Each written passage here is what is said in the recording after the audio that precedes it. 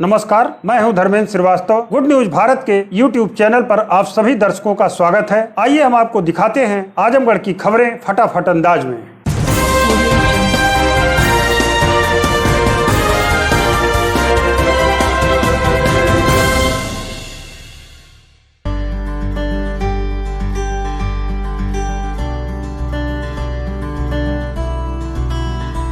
आजमगढ़ जिले में एयरपोर्ट विस्तारीकरण के विरोध में समाजवादी पार्टी का एक प्रतिनिधिमंडल जिलाधिकारी को ज्ञापन सौंपा। इस दौरान मीडिया से बातचीत में सभा पदाधिकारियों ने बताया कि मंदिर हवाई पट्टी वर्ष 2005 से स्थापित हुई है और सन 2017-18 में हवाई पट्टी का विस्तारीकरण होकर राजकीय मंदिर एयरपोर्ट का निर्माण कार्य शुरू हुआ, जो अब पूरा है। कार्य पूरा होने के उपरांत भी एयरपोर्ट से उड़ानें अभी तक चालू नहीं हुई। एयरपोर्ट के विस्तारीकरण एवं इंटरनेशनल एयरपोर्ट बनाने के लिए किसानों की उपजाऊ जमीनों को चिन्हित कर और आवासीय आबादी, स्कूलों, अस्पतालों, क्षेत्रीय थाना परिसर एवं 7 गाँव की आबादी को विस्तारीकरण में बुरी तरह प्रभावित किया जा रहा है, जिसमें बलदेव मंदिरी, गदनपुर, हिच्चन पट्टी, सवरा, साती, कंधरापुर, मधुबन और कुआं देवचंद पट्टी गांव के किसानों की कुल 670 एकड़ जमीन ली जाएगी। प्रतिनिधिमंडल ने डीएम को अवगत कराया कि एयरपोर्ट विस्तारीकरण में उनकी ज़मीनों और मकान आबादी को लिए जाने से काफ़ी लोग भयभीत और चिंतित हैं। हजारों की संख्या में लोगों के मकान आबादी का अस्तित्व समाप्त हो जाएगा और वे लोग बेघर हो जाएंगे। उनके पास खेती के लिए कोई ज़मीन शेष नहीं रह जाएगी, वे भूखे मरने को मजबूर हो जाएंगे। यदि अंतर्राष्ट्रीय हवाई अड्डा बनाना आवश्यक है तो आबादी से दूर ऐसी सरकारी ज़मीनें जिसका क्षेत्रफल ज़्यादा हो, उसको चिन्हित करके अंतर्राष्ट्रीय हवाई अड्डा बनाया जा सकता है। प्रतिनिधिमंडल में निजामाबाद विधायक आलमबदी, गोपालपुर विधायक नफीस अहमद, मुबारकपुर विधायक अखिलेश यादव, जिला पंचायत अध्यक्ष विजय यादव, देवनाथ यादव, लालजीत क्रांतिकारी सहित अन्य लोग उपस्थित रहे। मधुरी पर जो अंतर्राष्ट्रीय हवाई अड्डा बनाने की बात चली है, उसके संबंध में हम लोग डीएम साहब से मिलने आए थे। तो वहाँ पर तमाम गांव हैं, वहाँ पर आबादी बहुत है। आबादी को देखते हुए, उन गाँवों को देखते हुए वहाँ पर अंतर्राष्ट्रीय हवाई अड्डा बनाना मुनासिब नहीं होगा। उसके लिए जहाँ जगह पर्याप्त जगह मिले, नजूल की ज़मीनें हों, बंजर की ज़मीनें हों, वहाँ पर बनाया जाए। यहाँ पर सघन आबादी के बीच में गांव उजाड़ने में, गांव को ख़त्म करने में वहाँ के लोगों के भावनात्मक लगाव हैं और उन लोगों को कहीं जा कर के बचना पड़ेगा, ये एक कठिन समस्या है।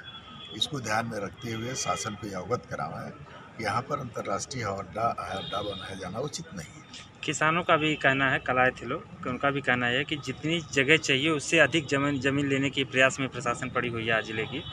उसको लेकर के आप देखिए, वो तो मानक अलग चीज़ है, उसके बारे में हम नहीं बता सकते। लेकिन ज़मीनें जो ली जा रही हैं, जैसा हम लोग अखबारों में पढ़ रहे हैं, जैसा ये बात आ रही है, वह तो उनका अलग विषय कि अंतर्राष्ट्रीय हवाई अड्डे के लिए कितना चाहिए कितना नहीं। लेकिन हमारा ये कहना है कि जो गाँव उसमें आ रहे हैं, 7-8 गाँव आ रहे हैं, तमाम आबादी है, उनको हटाया जाना, उनको फिर बसाया जाना एक शताब्दी का मामला है। और ऐसे में उनको वहाँ से हटा करके कहीं दूसरी जगह बसाया जाना उचित नहीं होगा। इसके बदले कहीं जहाँ ज़मीन खाली हो, वहाँ पर अंतर्राष्ट्रीय अड्डा बनाया जाए। सरकार के पास पैसा है, ये तो अडानी को देने के लिए सब चीज़ें की जा रही हैं। ये सरकार का अंतर्राष्ट्रीय हवाई अड्डा नहीं बनेगा, ये अडानी साहब का अंतर्राष्ट्रीय अड्डा बनने जा रहा है। ये हमसे ज़मीन ले लेंगे, किसानों से ज़मीन ले लेंगे, फिर इसको पूंजीपतियों को बेचने अडानी को दे देंगे। क्योंकि अडानी डायरेक्ट हमसे ज़मीन ले नहीं सकते, गवर्नमेंट भी ही ले सकती है। तो यह ज़मीन लेकर के अडानी को यह एयरपोर्ट देने की साजिश हो रही है। जैसा पूरे मुल्क में हो रहा है, अडानी के पक्ष में पूरी सरकार हवाई अड्डा, रेलवे, सारी चीज़ें दे रही है, वही यहाँ का भी प्रकार। आजमगढ़ जिले के अतरौलिया क्षेत्र में स्वच्छ भारत मिशन के तहत पिछले वित्तीय वर्ष में लाखों रुपए की लागत से ग्राम पंचायतों में ग्राम निधि के खाते से सार्वजनिक शौचालय निर्माण के लिए धन मुक्त किया गया था। पर्यावरण को स्वच्छ रखने व गांव के लोगों को खुले में शौच से मुक्ति के लिए बने सामुदायिक शौचालय कागजों पर ही संचालित हो रहे हैं। रखरखाव व देखरेख के लिए स्वयं सहायता समूह के खातों में पैसे भी भेजे गए हैं, जबकि हकीकत तो यह है कि बनने के बाद अधिकतर शौचालयों में ताले लटक रहे हैं। इसकी वजह से लोगों को अब भी खुले में शौच के लिए जाना पड़ रहा है। गांव के लोगों का कहना है कि निर्माण के बाद अब तक ताला नहीं खुला है, जिसकी वजह से अभी भी गांव के लोगों को खुले में शौच के लिए जाना पड़ता है। क्षेत्र के तेजापुर में बने सामुदायिक शौचालय में ताला नहीं लगा है और दरवाजे भी सही नहीं है, जिसकी वजह से शौचालय का गेट हमेशा खुला रहता है। आसपास के लोग शौचालय में गंदगी फैलाते हैं और शौचालय में चारों तरफ गंदगी का अंबार है। कुछ ऐसा ही हाल ग्राम सभा लोहरा में बने सामुदायिक शौचालय का है, जहां कई महीनों से ताला लटक रहे हैं। खालिसपुर सामुदायिक शौचालय में भी ताला लटक रहा है। शौचालय में पानी की व्यवस्था भी नहीं है। स्थानीय लोगों का कहना है कि समूह की महिलाएं सुबह से ही शौचालय के मुख्य द्वार पर बैठ जाती हैं और सफाई न करनी पड़े इसके लिए किसी को अंदर ही नहीं जाने देती। इस तरह सरकार की महत्वाकांक्षी योजना को जिम्मेदार लोग चूना लगा रहे हैं। आइए सुनाते हैं ग्राम समूह की महिला ग्राम प्रधान और स्थानीय लोगों ने क्या कुछ कहा। इसमें कोई जाने ही नहीं देता। महिलाएं सब बैठ कर ही रखाती हैं, मना करती हैं, इसमें नहीं जाना है। जब बना है शौचालय सबके लिए बना है, क्यों नहीं जाने देती, क्या कहती हैं? और हम लोग सब बाहर जाते हैं सब। नहीं, ये बताइए, शौचालय बना है, लाखों की लागत का बना है, तो महिला क्यों रोकती हैं, क्या कहती हैं? क्या पैसे मांगती हैं, क्यों नहीं जाने देती हैं, क्या कहती हैं? पैसे नहीं मांगती, बस कहती है इसमें नहीं जाना है। इसमें नहीं जाना है। कई वर्ष से ही बंद पड़ा होगा लगभग आपके हिसाब से? अरे ये जब से बना तब से ही बंद है। तब से बंद है, खुला नहीं है? नहीं खुलता है पर आके यहीं बैठ जाते हैं लोग, कोई अंदर जाता ही नहीं है। यहीं बैठे रहते हैं, जाने भी नहीं देते हैं इसमें। कौन नहीं जाने देता है? यहाँ को जो महिला लोग आके बैठती हैं यहाँ पर, वही सब यहीं बैठती हैं, कोई जाता भी नहीं है इसमें। तो ये जाने में अभी दिक्कत। ताला बंद है? हाँ, ताला बंद है। तो क्या कहते हैं प्रधान, कभी आए कहें कि जो बाहरी आपके गांव के लोग होंगे जी। वो शौचालय कहाँ करने जाते होंगे? उधर झाल में जाते हैं, इधर पास पीछे जाते हैं सब लोग झाल मतलब में। शौचालय बना है, यहाँ पे नहीं जाते हैं? इसमें कोई नहीं जाता है। महिलाएं क्या क्यों नहीं जाने देती, कुछ कारण बताती हैं कि बस ऐसे ही बस करती नहीं जाइए? नहीं, कारण तो नहीं कोई बताती हैं, बस जाते हैं नहीं, लोग जाने ही नहीं देते, वहीं बैठे रहते हैं सब गेट पे, कोई जाता ही नहीं अंदर, इसीलिए। अपना परिचय दीजिए। जितेंद्र प्रसाद, प्रधान प्रतिनिधि खालिसपुर। ये खालिसपुर में सामुदायिक शौचालय है, वहाँ लोगों का आरोप है कि ताला लगा रहता है और कुछ महिलाएं गेट पे बैठ जाती हैं, अंदर जाने नहीं देती हैं। इसके बारे में क्या कहना है? ऐसी कोई बात नहीं है। जो विरोधी है वो इसी तरह जो है विरोध करते हैं। महिलाएं खोलती हैं समय से, बगल में बैठी रहती हैं। अगर वहाँ कोई जावे नहीं करता है, वहाँ बगल में शहीद बाबा का स्थान है, उसी बगल में वो पहले पूर्व प्रधान बनवा दिए वहाँ, और वहाँ कोई जावे नहीं करता लाइटिंग करने, तो एक गलत बात है। लेकिन शौचालय समय से खुलता है, बंद होता है, ऐसी कोई बात नहीं। आजमगढ़ जिले के रौनापार थाने की पुलिस ने किशोरी के साथ दुष्कर्म के मामले में वांछित अभियुक्त को गिरफ्तार किया है। बता दें कि रौनापार थाना क्षेत्र के एक गांव निवासी महिला ने मुकामी थाने में रिपोर्ट दर्ज कराई थी कि उसकी 15 वर्षीय नाबालिग पुत्री को एक युवक बहला फुसलाकर भगा ले गया और 3 माह तक उसके साथ दुष्कर्म किया और उसका अश्लील वीडियो बनाकर उसे जान माल की धमकी दी। इस मामले में पुलिस रिपोर्ट दर्ज कर आरोपी युवक की तलाश में जुट गई।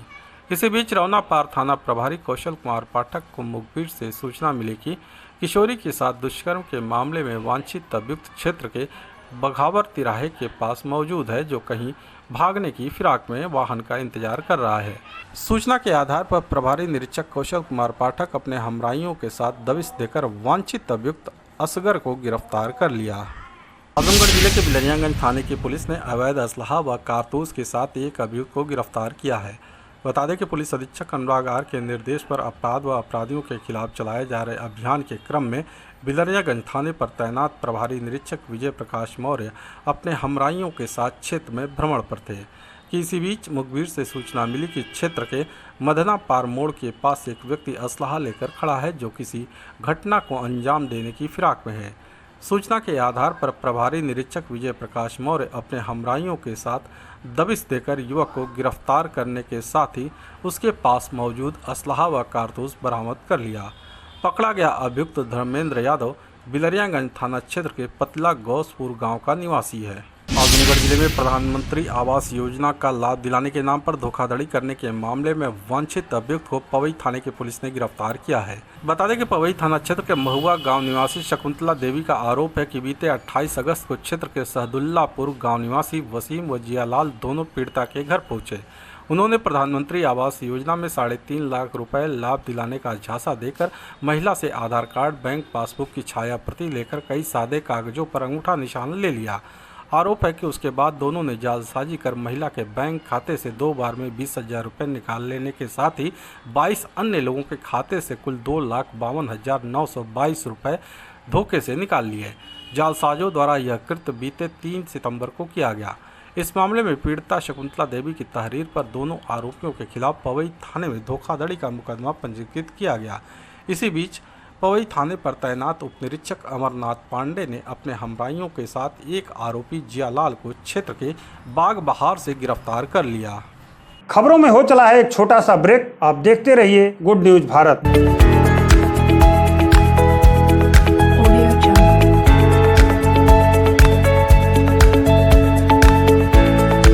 ब्रेक के बाद आप सभी दर्शकों का एक बार फिर स्वागत है। आइए हम आपको दिखाते हैं आजमगढ़ की खबरें फटाफट अंदाज में।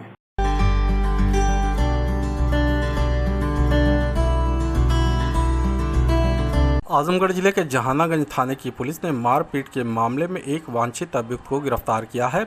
बता दें कि बीते 29 जुलाई को जहानागंज थाना क्षेत्र के मसीवीर महुआ गांव निवासी विजय सरोज ने मुकामी थाने में रिपोर्ट दर्ज कराई थी कि जमीनी विवाद को लेकर विपक्षियों ने लाठी डंडे से उसे मारपीट कर घायल कर दिया।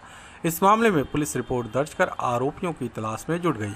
इसी बीच जहानागंज थाने पर तैनात उप निरीक्षक उमाकांत त्रिपाठी को मुखबिर से सूचना मिली कि मारपीट के मामले में एक वांछित अभियुक्त भुजई पुलिया के पास मौजूद है, जो कहीं भागने की फिराक में है। सूचना के आधार पर उप निरीक्षक उमाकांत त्रिपाठी अपने हमराइयों के साथ दबिश देकर आरोपी को गिरफ्तार कर लिया।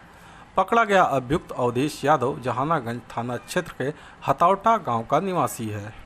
आजमगढ़ जिले के नेहरू हाल स्थित कार्यालय पर लेखा एवं लेखा परीक्षा सेवा एसोसिएशन उपासा की जिला इकाई द्वारा विश्व लेखा दिवस मनाए जाने को लेकर तैयारी बैठक संपन्न हुई, जिसमें 10 नवंबर को मनाए जाने वाले विश्व लेखा दिवस के बाबत तैयारियों पर मंत्रणा किया गया।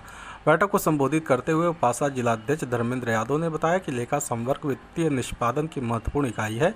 आगामी विश्व लेखा दिवस के मौके पर नेहरू हाल में लेखाकार ऑडिटर वर्ग के सम्मान में एक सम्मान समारोह का आयोजन किया जाना सुनिश्चित हुआ है, जिसमें मंडल स्तर के लेखा संवर्ग में काम करते कर्मठ लेखाकार ऑडिटरों को अतिथि गणों द्वारा पुरस्कृत किया जाएगा। इसके साथ ही लेखा संवर्ग की पत्रिका का विमोचन भी किया जाएगा। पत्रिका में लेखा संवर्ग का संघर्ष व लेखांकन के तकनीकी विषयों का समावेश किया गया है, जिसके बाबत पदाधिकारियों को जिम्मेदारी दे दी गई है।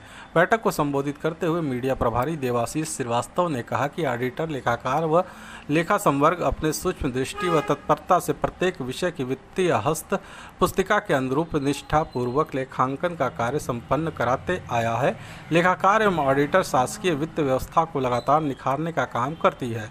यह प्रक्रिया बेहद जटिल होती है। ऐसे कार्य करने वाले के लिए विश्व स्तर पर एक दिवस निर्धारित किया गया है, जो हमें गौरवान्वित करता है। इस दिवस पर उपासा द्वारा जो सम्मान समारोह का आयोजन किया जा रहा है वह सराहनीय है। ऑडिट के नाम पर जिस तरह का भय व्याप्त है, उस पर अंकुश लगाने के लिए उपासा एक जागरूकता अभियान चलाएगा, जिसका लाभ आमजन को मिलेगा। आजमगढ़ जिले के दीवानी न्यायालय अभिभाषक संघ के सभागार में राष्ट्रीय अधिवक्ता परिषद के स्थापना दिवस पर गोष्ठी का आयोजन किया गया। इस अवसर पर अधिवक्ता परिषद के संरक्षक विजय बहादुर सिंह ने कहा कि देश का सबसे कमजोर व्यक्ति भी न्याय पाने से वंचित न रहे, इसलिए दत्तपंत ठेगड़ी ने 7 सितंबर 1992 को राष्ट्रीय अधिवक्ता परिषद की स्थापना की थी। अपनी स्थापना के समय से ही राष्ट्रीय अधिवक्ता परिषद अपने उद्देश्यों को पूरा करने के लिए लगातार कार्य कर रहा है। हम सबका कर्तव्य है कि अपनी पूरी क्षमता का उपयोग आम आदमी को न्याय दिलाने के लिए प्रयास करें। इस बैठक में दीवानी बार एसोसिएशन के पूर्व अध्यक्ष राजेंद्र प्रसाद सिंह, मंत्री राजेश कुमार सिंह पराशर, विनय कुमार मिश्रा, केसरी सिंह, रामानाथ प्रजापति, संजय द्विवेदी, अश्विनी राय, दिनेश मौर्य, मिथिलेश गुप्ता, रूपा गुप्ता, सचिन सौरभ सहित अन्य अधिवक्ता उपस्थित रहे। गोष्ठी की अध्यक्षता राधेश्याम मालवीय तथा संचालन विनोद कुमार सिंह ने किया। आजमगढ़ जिले के मुबारकपुर थाना परिसर में क्षेत्राधिकारी सौम्या सिंह व थाना प्रभारी राजकुमार सिंह के नेतृत्व में चहलम व विश्वकर्मा पूजा के त्यौहार को सकुशल संपन्न कराने को लेकर पीस कमेटी की बैठक का आयोजन किया गया। बैठक में कस्बा तथा ग्रामीण अंचलों के संभ्रांत व्यक्तियों, ग्राम प्रधान, नगर पालिका परिषद के कर्मचारी सहित सभासदगण की उपस्थिति में क्षेत्राधिकारी सौम्या सिंह ने कहा कि शांति व्यवस्था को बनाए रखने हेतु सकुशल त्यौहार को मनाएं और किसी भी प्रकार का नया जुलूस नहीं निकाला जाएगा और किसी भी प्रकार का अराजक तत्वों द्वारा आपराधिक कृत करने वालों को बर्दाश्त नहीं किया जाएगा। वहीं सुरक्षा की दृष्टि से चहलुम और मूर्ति पूजा के स्थलों पर सुरक्षा व्यवस्था के पुख्ता इंतजाम किए जाएंगे। त्यौहार को सकुशल संपन्न कराने में कोई कोर कसर नहीं छोड़ा जाएगा। बैठक में मुख्य रूप से चौकी प्रभारी कस्बा राजीव कुमार सिंह, एसआई गुलाम अख्तर लोहरा, चौकी प्रभारी अखिलेश चौबे, चौकी प्रभारी Chhatiyan Ramkrishna Singh, SSI Ajit Chaudhary, inspector Rakesh Kumar Singh, head constable Vineet Kumar Dubey सहित अन्य लोग उपस्थित रहे। थाना मुबारकपुर के परिसर में आगामी त्यौहार चहलुम और विश्वकर्मा जयंती को लेकर 30 कमेटी की बैठक आयोजित की गई है, जिसमें क्षेत्र के सभी सम्मानित सदस्यों को बुलाया गया है और जो भी जुलूस निकलते हैं उनके आयोजकों को बुलाया गया है। मीटिंग का उद्देश्य किसी भी प्रकार के जुलूस में निकलने वाले मार्ग उसमें अनुमानित भीड़ के बारे में जानकारी करना है। अगर किसी को कोई समस्या है सदस्यों को वो अपनी समस्या से अवगत करा सकते हैं, जिसमें पूर्व में ही इसका समाधान कराया जा सके। जुलूस को देखते हुए और जो भी मूर्ति पूजा रखी जाएंगी, इसमें हम सभी स्थानों पे जो हमारे पूर्व त्यौहार रजिस्टर में ड्यूटीज़ अंकित है उसको देखते हुए सभी जगह सुरक्षा व्यवस्था के लिए ड्यूटीज़ लगाई जाएंगी। जुलूस के रास्ते में ड्यूटी लगाई जाएंगी और सकुशल त्यौहार को संपन्न कराएंगे। तो शहर के देश से बाहर से भी फोर्स आएगी कि यही लोग लिए बाहर की फोर्स की आवश्यकता नहीं है। जो हमारी लोकल फोर्स है वो कराने के लिए पूर्ण रूप से हम सुचारू रूप से त्यौहार संपन्न करेंगे। आजमगढ़ जिले के महाराजगंज विकासखंड में कोटेदार ने ठेकेदार पर राशन कम देने का लगाया आरोप। कोटेदार का आरोप है कि ठेकेदार द्वारा निकासी के दौरान कोटेदारों को राशन कम दिया जाता है। वैसे अक्सर देखा जाए तो ग्रामीणों का आरोप रहता है कि कोटेदार द्वारा लगातार घटतौली की जा रही है, किंतु जिस प्रकार कोटेदार ने ठेकेदार पर आरोप लगाया है उसे देखकर यह प्रतीत होता है कि खाद्य व रसद विभाग में घटतौली को लेकर श्रृंखला बनी हुई है। पत्रकारों द्वारा जब कोटेदार से पूछा गया कि क्या आपके द्वारा कभी भी विभागीय अधिकारियों को घटतौली की सूचना दी गई, तो कोटेदार ने बताया कि उनके द्वारा कई बार सप्लाई इंस्पेक्टर को सूचित किया गया, किंतु कोई कार्रवाई नहीं हुई। समस्या है जो समस्या यही है कि बुरा बात है कि आदेश क्या आपको राशन कुछ कम दिया जाता है विभाग की तरफ से? तो आपने इसकी सूचना कभी विभागीय अधिकारी को दिया खाद्य आपूर्ति विभाग में? कहा है सप्लाई से कहा है। अच्छा, बुरा बात नहीं किया। क्या कहा उन्होंने? यही बात का है कि बोरा का वजन ले लीजिए। अच्छा, तो अब आपकी बार कितने किलो आपको कम दिया गया है टाली पे? कितने कितने बोरे कम मिले हैं आपको? एक बोरा। अच्छा, 30 किलो कम मिला है हमें। अच्छा, हाँ 30 किलो। आजमगढ़ न्यायालय ने नाबालिग बालिका के साथ दुष्कर्म के मुकदमे में सुनवाई पूरी करने के बाद एक आरोपी को 10 वर्ष के कारावास व 25,000 रुपये जुर्माने की सजा सुनाई। यह फैसला विशेष न्यायिक POCSO court number 2 Jitendra Yadav ने सुनाया। बता दें कि रौनापार थाना क्षेत्र के एक गांव में 2 जुलाई 2017 की सुबह लगभग 9 बजे पीड़िता घर पर अकेली थी। पीड़िता की माता बकरी चराने के लिए घर से बाहर गई हुई थी। पीड़िता को अकेला देखकर गांव का ही एक किशोर अपचारी पीड़िता के घर में घुसा और उसके साथ जबरदस्ती दुराचार किया। पुलिस ने जांच पूरी करने के बाद बाल अपचारी नाबालिग किशोर के विरुद्ध चार्जशीट न्यायालय में प्रेषित कर दिया। अभियोजन पक्ष की तरफ से विशेष लोक अभियोजक राजेंद्र प्रसाद मिश्र ने पीड़िता, उसकी माता, भाई समेत कुल 8 गवाहों को न्यायालय में परिचित कराया। दोनों पक्षों की दलीलों को सुनने के बाद अदालत ने आरोपी बाल अपचारी को 10 साल के कारावास तथा 25,000 रुपये जुर्माने की सजा सुनाई।